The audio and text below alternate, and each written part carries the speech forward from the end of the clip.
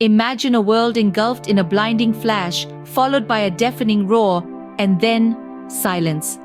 This is not a scene from a dystopian novel, but the grim reality of a nuclear war, a reality that leaves a chilling fear in the hearts of nations worldwide.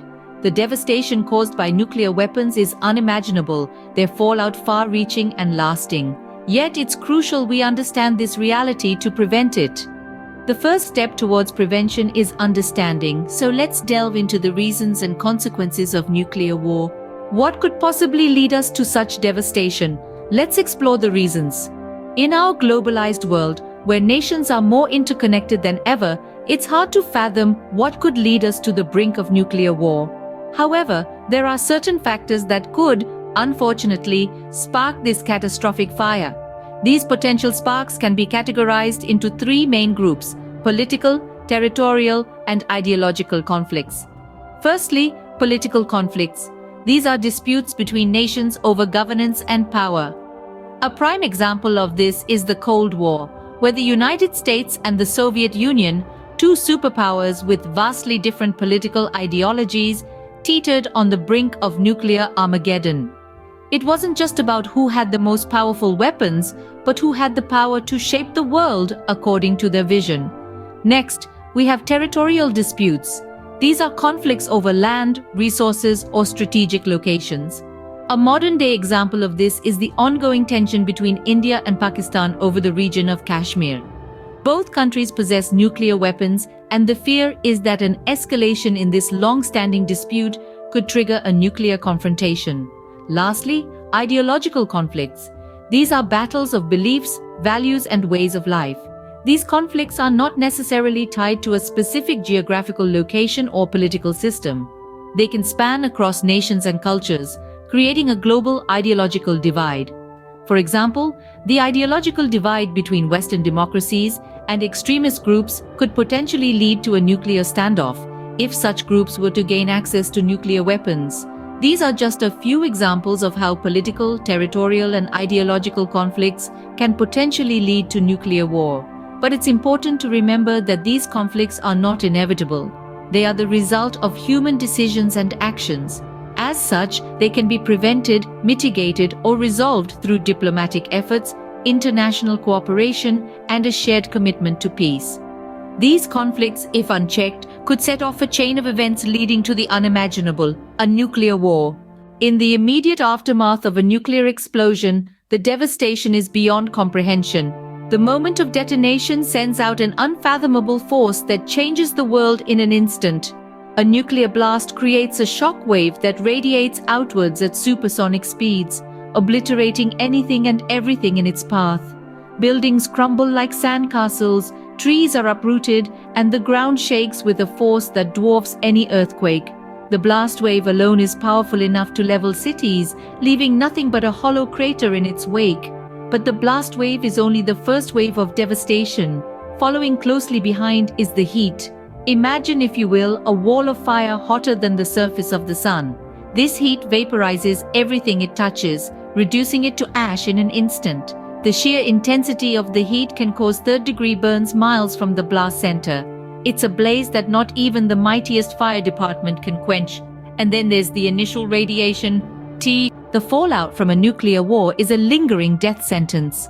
Imagine a world, not too dissimilar from our own, where life as we know it has been irrevocably altered.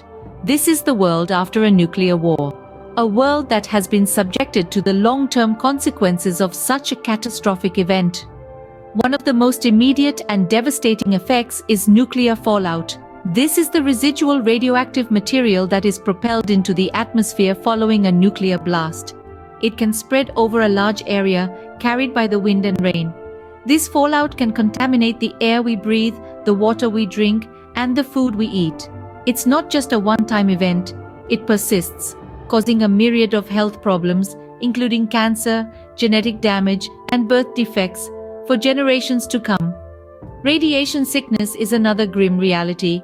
This is a serious illness that can occur when a person is exposed to a large dose of radiation over a short period. Symptoms can range from nausea and vomiting to more severe effects such as cancer and death. And the worst part? There's no cure. Once the damage is done, it's irreversible. But it's not just the human population that suffers.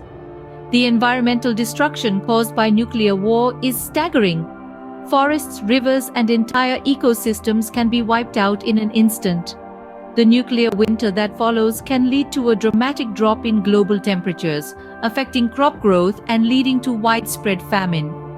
Then there's the societal collapse. The infrastructure we rely on every day, from roads to hospitals, could be destroyed. The social order could disintegrate, leading to chaos and anarchy.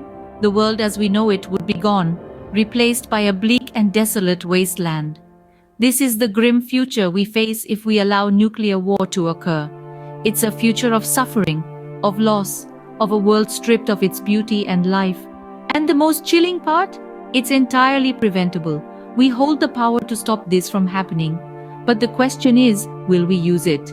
This is the grim future we face if we allow nuclear war to occur. So, how do we prevent this terrifying future? Well, the answer lies largely in the hands of diplomacy, international treaties, and disarmament.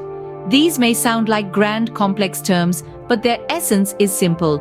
They're about communication and agreement, about finding a common ground, and about reducing the number of weapons in the world.